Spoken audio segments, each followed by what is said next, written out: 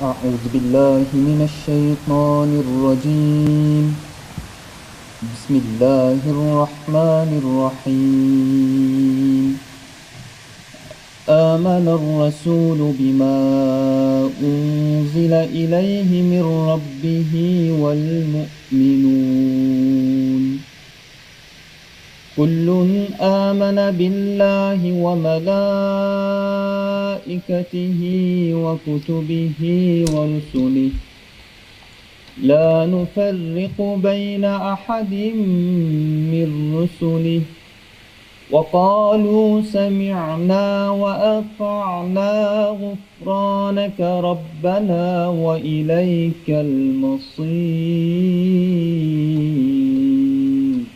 Ramazan ayı Kur'an ayı diyoruz. Gerçekten Kur'an'la bütünleşmenin, Kur'an'la hemhal olmanın, Cenab-ı Allah'ın bize yollamış olduğu o mektubu, o risaleti anlamak için çaba göstermenin, Kur'an-ı Kerim'in manasını bilmeye çalışıp tilavet etmeye çalışacağımız bir aydır. Kur'an'ın inmesi malumunuz olduğu üzere Ramazan ayıyla birlikte yaklaşık 23 yıllık bir süre zarfında peyderpey inmeye başlamaktadır. Hazreti Peygamber Efendimiz Kur'an-ı Kerim'in okunmasıyla ilgili birçok hadisi bulunmaktadır. Kur'an-ı Kerim okuyan kimsenin Kur'an-ı Kerim'in kendisine şefaatçi olacağını, Ruze mahşerde nurdan bir taç olacağı şeklinde Kur'an-ı Kerim'i okumaya dair de teşvikleri bulunmaktadır. İnsan bu Ramazan'ın manevi ikliminde ruhunun arındığı, nefsinin terbiye ve teskiye olduğu bir dönemde Allah'ın kelamıyla buluşması önem arz etmektedir.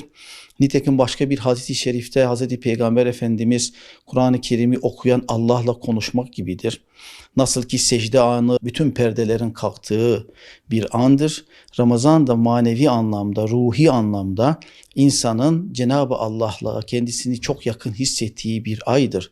Nitekim bu ayda insanoğlu beşeri hasletlerden, yemekten, içmekten, kendisiyle maneviyat arasında ve ulviyat arasında set olan, engel olan bütün manilerin kalktığı, insanın en çok insan olduğu, insanı hatırladığı bir ay olarak görüyoruz. Onun için mümkün olduğunca Kur'an-ı Kerim okumak lazım. Kur'an-ı Kerim bir berekettir. Kur'an-ı Kerim bir nurdur. Kur'an-ı Kerim'in okunduğu evde bereket olur, huzur olur. Okunmadığı yerde huzursuzluk olur, bereketsizlik olur. Madem ki Ramazan ayı Kur'an ayıdır, tamamen o ruhi dinginlik ve ruhi arınmışlığa ulaşmak için Kur'an-ı Kerim'i özellikle okumaya çalışmak icap etmektedir.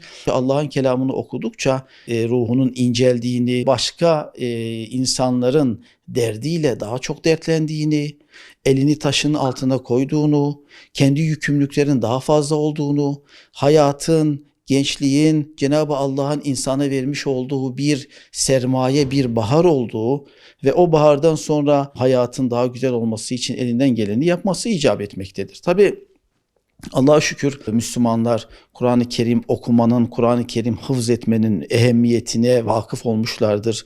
Bunu mukabele dediğimiz bir araya gelmek suretiyle genellikle hafızların ya da hafızlık yapan bir öğrencinin bir nevi egzersiz yaptığı bir ortamda, camide, medreselerde, evlerde bir şekilde oturup mukabele dediğimiz şekilde Kur'an-ı Kerim okumaktalar. Zira Cibril aleyhisselam her Ramazan ayında Hazreti Peygamber Efendimiz'e gelir.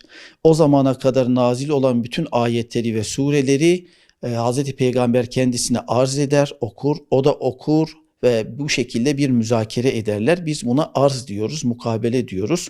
Böylelikle Kur'an-ı Kerim okumuş oluyorlar. Hem orijinal haliyle nazil oluşunu bu şekilde de pekiştirmiş olurlar. Mukabele aslında yeni ortaya çıkan bir durum değildir. İslam aleminin ta geleneğinde uygulana gelen bir durumdur. Nitekim hatırladığım kadarıyla sahabe-i kiram Ramazan ayı geldiği zaman ailesini topluyorlardı. Ramazan ayında Kur'an-ı Kerim okuyorlardı.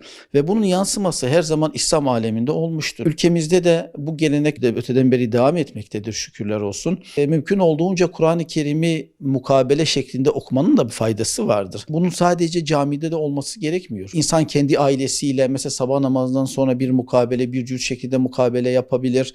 Kur'an-ı Kerim'e mukabeleye yani fiziki anlamda gidip mukabeleye katılmanın da faydaları vardır ve sevabı daha çoktur. İnsanoğlu özellikle İslam'a göre bireysel bir varlık değildir.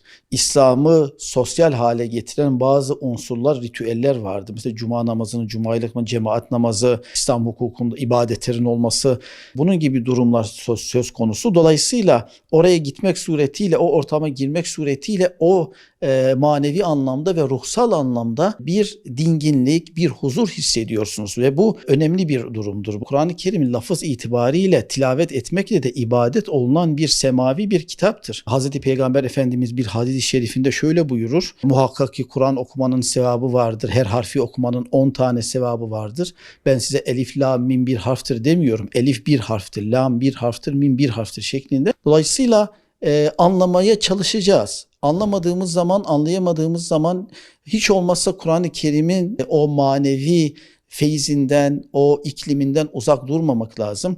Mümkün olduğunca evimizde, iş yerimizde bundan mahrum olmamak lazım. Kur'an-ı Kerim'de insanlar zaman içerisinde unutabilir, bilmediği yanlışlar olabilir. Mukabeleye gitmek suretiyle hem kendi Kur'an'ı geliştirmek, hem oradaki insanlara motivasyon vermek, muhabbet kalabalıkların olduğu, samimi duyguların, samimi ortamın olduğu yerde meydana gelmektedir. Kardeşlerimiz Ramazan'ın o manevi havasını, o iklimini, insanın artık bütün gayri beşer perdelerin yırtıldığı, insan olduğunu farkına vardığı bu ayla bu birleştirirsek eminim ki Cenab-ı Allah bizi ve bütün Müslümanları cehennem azabından azat ettiği kullarından eyleyecektir.